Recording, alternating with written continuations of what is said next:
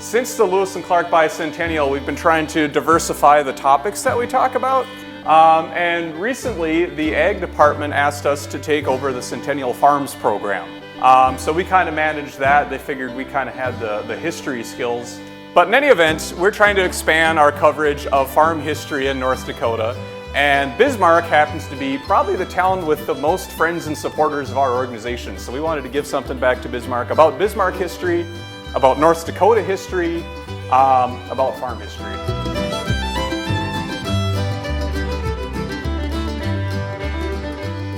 I'm Robert Hanna. I'm an interpreter with the Lewis and Clark Fort Mandan Foundation in Washburn, North Dakota. Our event is the Capital and Farm Country Tour of downtown Bismarck, North Dakota.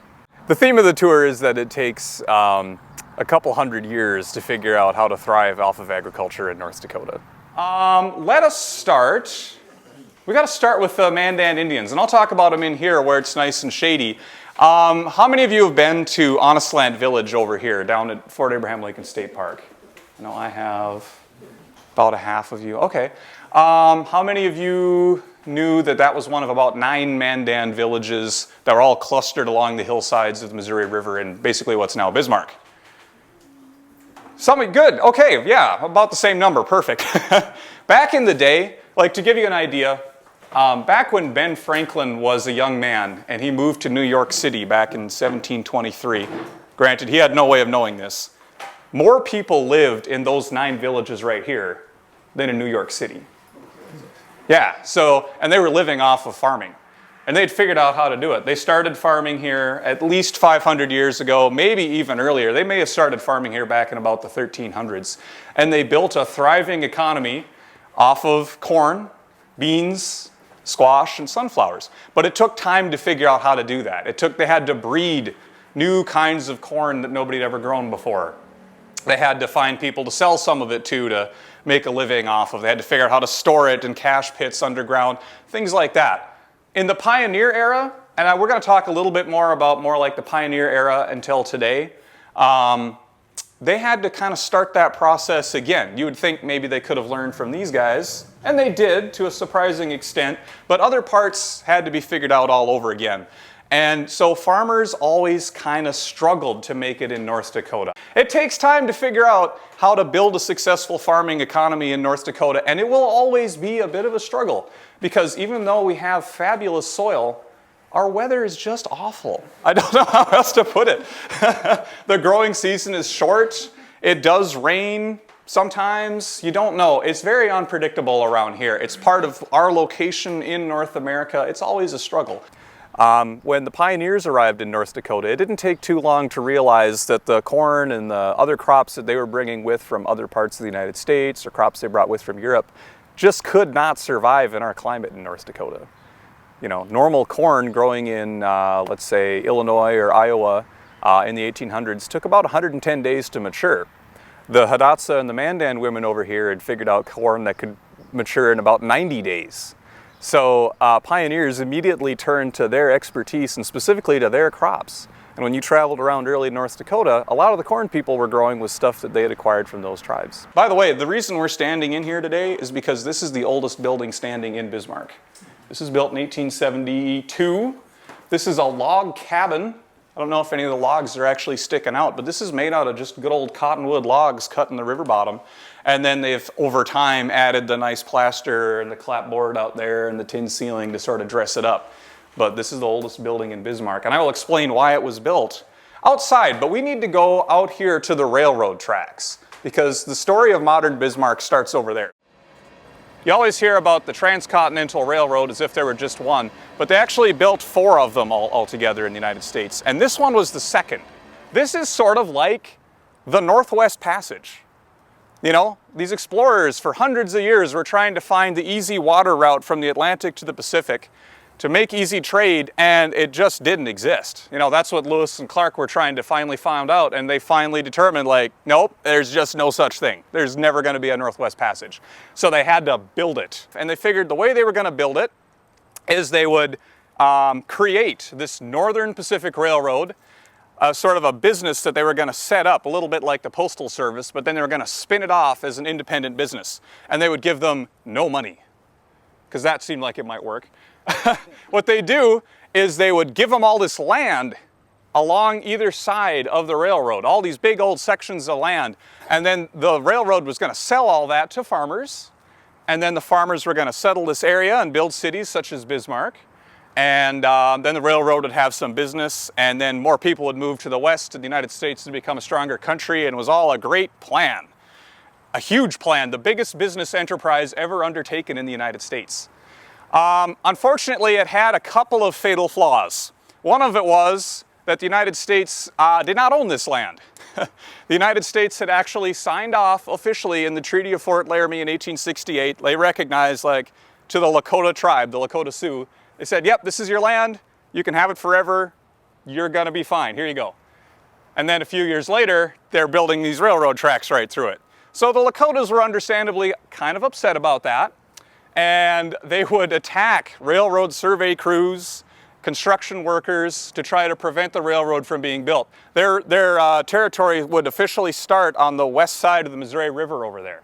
So that's where this building comes in. In 1872, the government builds Camp Hancock right next to where the railroad line is going to go to guard it. And this becomes the germ of Bismarck. The city starts to build around this Camp Hancock over here. The other fatal flaw was they were building a railroad that nobody really wanted. You know, it was too much too soon. There wasn't that demand to have all the farming out here. I mean, the Homestead Act was in force at this time. Why would you come all the way out to Dakota Territory to try to set up a homestead, or worse yet, Montana Territory, even further west, when you could get some free land yet over in Minnesota or something? So the railroad goes bankrupt, and it actually caused basically a global recession. It's called the Panic of 1873. I used to study in Germany, and I remember my professor talking about the Panic of 1873, and I thought about this place where we're here today and said, yeah, I know where that started. It started right here when they tried to build a railroad that people didn't need. So the Northern Pacific Railroad practically created modern North Dakota, and I'm not sure if anybody realized what kind of problems that could lead to. Basically, everybody was completely dependent on the railroad. The railroad moved them out here. The railroad gave them their transportation to and from here. Everything they bought had to be shipped to them on the railroad, and everything they sold, like their wheat and other farm products, had to be shipped out by the railroad. So people were very heavily dependent on the railroad, and using just a few corrupt politicians, a few leaders, and some business insiders in the railroad, they were able to have a large amount of control over the lives of people in North Dakota or Dakota Territory. So this was like the nexus, the connecting point of Bismarck and the railroad. You know, I mean, this building only goes back to 1901, but in the 1870s, they built this. This is called the Sheridan House. This would have probably symbolized to people how powerful the railroad was in people's everyday lives. And a former railroad employee by the name of Alexander McKenzie, you may know his name from the Mackenzie building over here. Alexander McKenzie was a buddy between the railroad and the politicians in Dakota Territory, and kind of ran the state from behind the scenes. At the time, and by the way, when I'm talking about politics, please bear in mind that the politicians of these time periods have nothing to do with the politicians today. So I'm not trying to say anything about any political parties. It was the case at that time that most North Dakotans voted for Republicans, because that was the party of the Homestead Act and Lincoln and bringing immigrants to the West and all this stuff. So people generally voted Republican, and basically Alexander McKenzie would pick the Republican candidates. And so whoever he wanted got elected. And he would get the railroads to give those candidates a bunch of money. He basically kind of ran the state from here. I should explain this building here too, because basically what happened to this one, it was the hotel and the train station at the same time, but it was replaced by this in 1901. Ed Patterson, the guy who built this, also bought this building, moved it across the street over there where the elbow room is now, and made it into the lovely Northwest Hotel, and then the railroad built an actual devoted train station right here in 1901. But let us head up 4th Street here, once known as Bloody 4th, the most dangerous street in town. So come on this way. So early in Alexander McKenzie's career, while he was still sheriff of Bismarck, he once wanted to get a confession from somebody who was accused of a crime. I think it was accused of murder. So he took the guy by force, threw him into a coffin in some old warehouse or something, and then held a gun to the man's head to get a confession. He got a confession, but it turned out that that was not admissible in court. Oh, why was this called Bloody Fourth? You know, back in Custer's time, this was kind of all saloons and bars. You know, Bismarck was one of those proper Wild West boomtowns, you know. And it sounds like about half the businesses or more were saloons. And apparently the other half were brothels. So it was a pretty rough time. Where were the best brothels located? Do you know? No, that's a good. I can answer that question. Do you know where the Tribune building is now? That was considered the nice one. Really? Yeah. Good job, Rob. Yeah. They would give you. Gosh, what was the name of the lady who ran it? Little Casino. Thank you, Little Casino. She had these lovely curtains hanging in the windows with tassels, and customers could cut a tassel to take with them as like a souvenir of their visit over at Little Casino. So what does it say about Bismarck that you'd want to show off that you'd been to the brothel? Okay. This photograph right here shows the Grand Pacific Hotel. I think this is the place that best symbolizes the downfall of Alexander McKenzie. Unfortunately, it wasn't really the downfall of the power of the railroads over people's lives, but it was the downfall of Alexander McKenzie. It all happened about where these two picnic tables are right here. That was the lobby of the hotel. You see, Alexander McKenzie was such a big shot in North Dakota politics that he didn't even really spend that much time around here. He was over in St. Paul, controlling things from there. And let me tell you a story that gives you an idea what kind of power this guy had in this area. Back when this was still Dakota Territory, the capital was Yankton, way down in the southeast corner, basically closest to the whole rest of the United States. But the railroad preferred that the capital be somewhere along its tracks, a place like Bismarck. But the problem was you had to have all of your meetings if you were going to change the location in Yankton where people would have had a riot or something, right? So Alexander McKenzie comes up with this great plan. He gets a train in Iowa.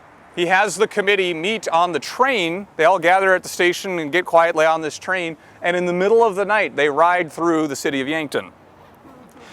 Some guys will set up lanterns on the border of the town. So when the train gets there, they call the meeting to order and they slow down kind of just enough to do their little thing.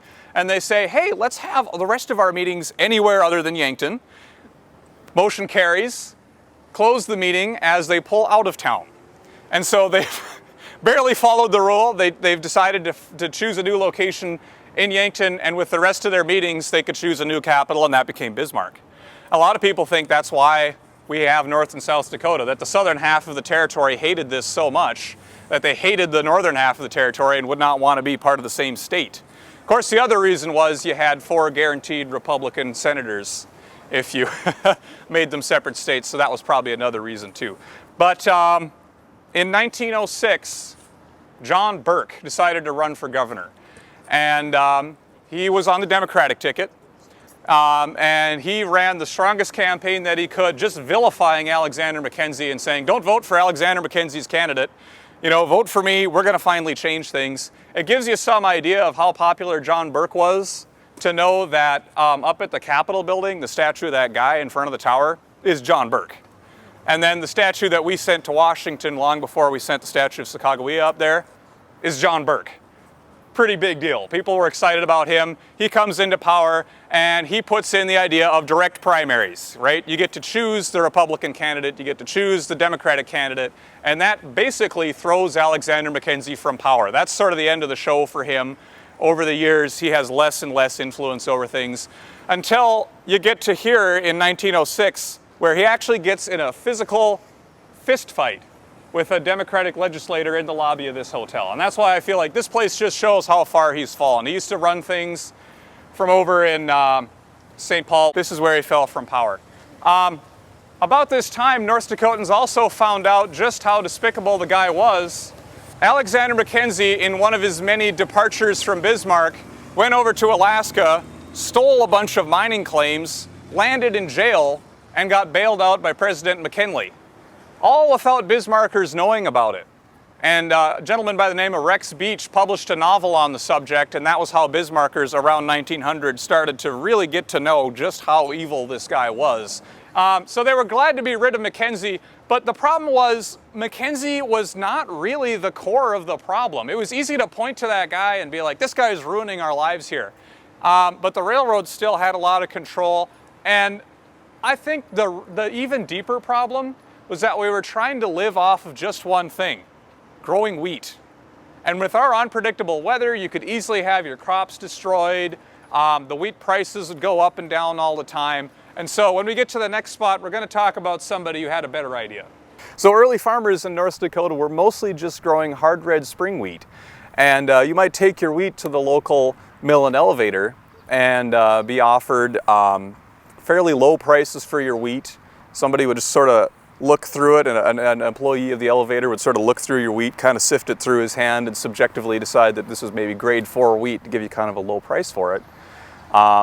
And then once that wheat was delivered to the final elevator over in Minnesota, they'd kind of mix in some grade 1 wheat that they had and then just label the whole thing grade 1.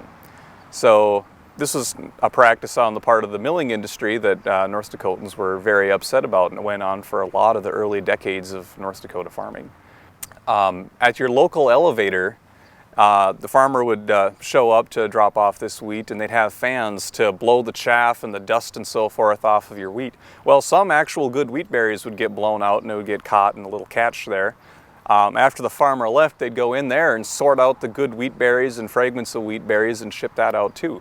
And we know it was a serious problem because in about 10 years of the early 20th century, they found about 27 million tons of wheat from terminal elevators around Lake Superior that these elevators had no receipts for. Using these techniques, it was basically just stolen from farmers in places like North Dakota. 2 or 3 main people to talk about on this tour. One of them is this guy. His name is Oscar Will. So far I've been talking about some of these kind of political solutions to Bismarck's problems. This guy had, if you ask me, the real solutions to Bismarck problems. Basically, he was a man far ahead of his time. Oscar Will and the Oscar Will Seed Company always promoted the idea that you got to grow more than hard red spring wheat in North Dakota. There's quotes from them over and over again saying that that just means certain disaster for North Dakota farmers if they don't diversify and start growing other crops. I'll pass this around for you to look at if you want to, but this is a Mandan Indian corn variety that may have been bred and grown here since the 1500s. This is some of the oldest food ever eaten in North Dakota. It's a little plant, grows about yay tall, makes excellent flour or toasted corn nuts, as a matter of fact, which the Indians used to make. And so Oscar Will realized we should be selling stuff like that. We already know it grows in our climate. And so this location was where he had his seed store, which looked about like this. This is the front of the building, so that would have been right here, and it kind of ran along the length of the sidewalk right here. He had another neat thing. Oscar Will would also sell a lot of garden plants for people to grow in their, gardens. And he liked to do watermelons. He had his own kinds of watermelons that he bred. But it has always been tricky for seed companies to separate out the watermelon seeds. So he would just set a bunch of barrels out here, and he'd invite all the kids of Bismarck to come and have as many free watermelons as they wanted to, as long as they spit the seeds into the barrels. And he'd bring out one kind of watermelon at a time, right? So he'd bring out the Will Sugar watermelon barrel, label it on the side, kids would spit out all the seeds, and boom, there's free labor. Sorting out seeds for him. Really bright guy. And so they were interested in good crops wherever they could find it. Hidatsa crops, Mandan crops, crops from other tribes in the United States, crops from Russia, crops from Europe, anything that could thrive in North Dakota's climate. They were bringing it over here and encouraging people to diversify and try growing this wide spectrum of different things. If you look at farming in North Dakota today, we do grow a lot of hard red spring wheat, but we have really diversified, and they had that original idea way back in the 1880s before most people started practicing it. I want to show you a couple of Oscar Will's catalog covers right here. This is from 1917. This is actually the year that Oscar passed away. But they decided that year to put a picture of Oscar with his name underneath, right next to a picture of a lady named Scattered Corn. Those of you who have been to Honest Land Village know her as the lady who helped them rebuild the earth lodges up there. She was also an expert in the old traditions of farming here in the Mandan tribe. And so the caption underneath it says, Dakota's first seed specialist. That really shows Oscar's attitude.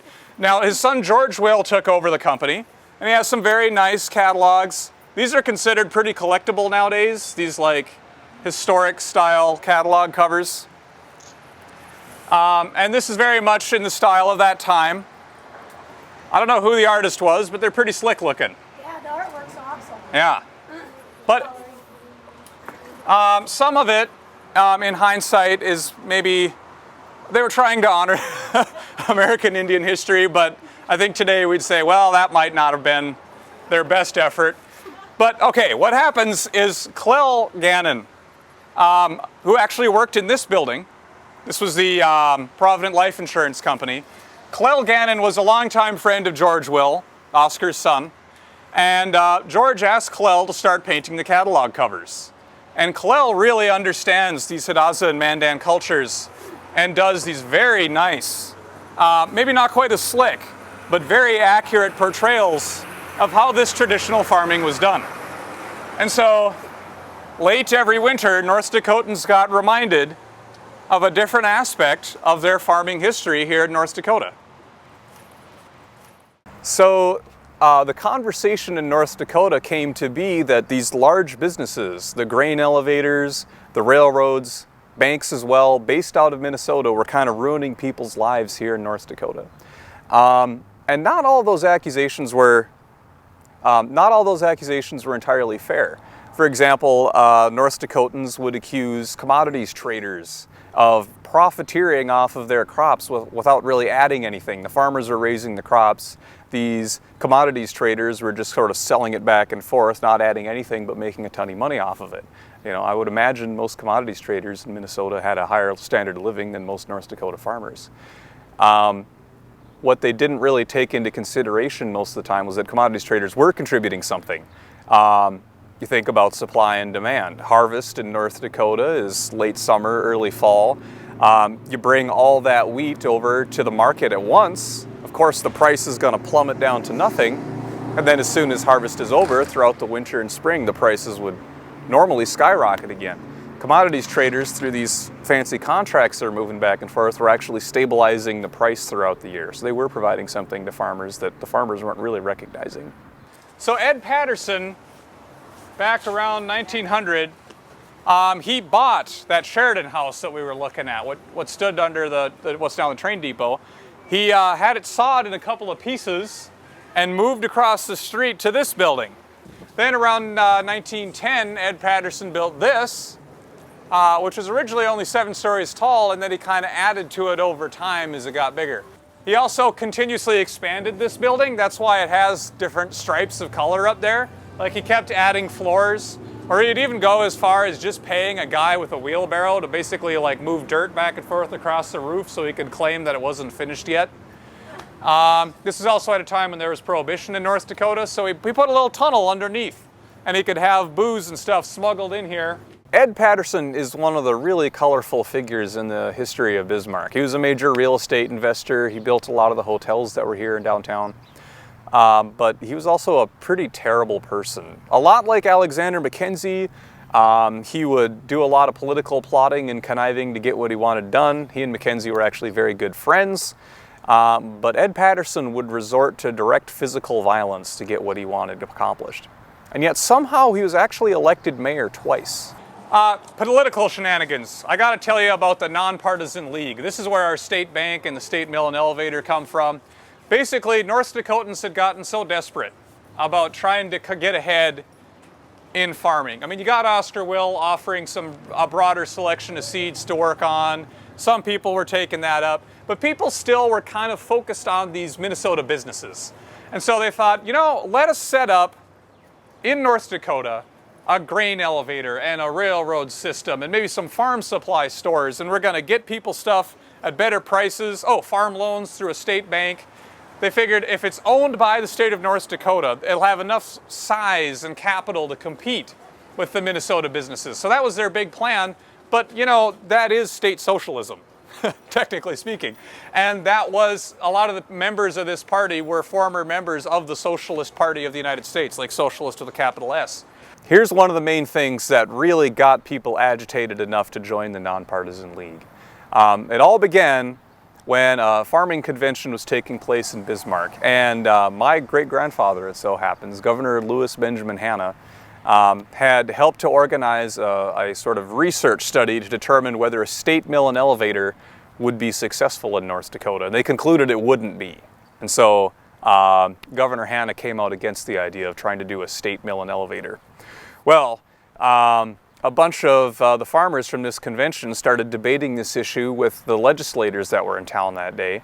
And near the end of the meetings, allegedly, Treadwell Twitchell, one of the legislators, commented, he said to the farmers, "Why don't you just go home and slop the hogs?" As if they didn't understand enough about politics to be debating this with him.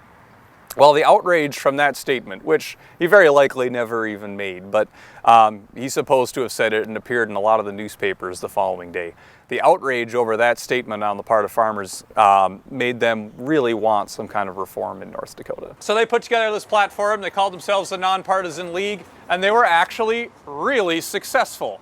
In the election of 1916, they got basically every state office that was available, and in the election of 1918, they got the rest. So in the course of 2 elections, they came to control, let's see, the House, the Senate, the state Supreme Court, and the governor's office. And they could do pretty much whatever they wanted.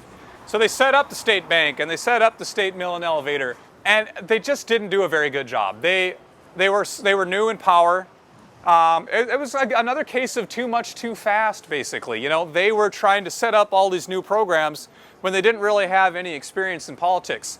And so they were just kind of giving contracts to their friends and giving jobs to their friends or whatever. They're like, oh, I know a guy who is a banker, so we're going to hire him for the bank, you know?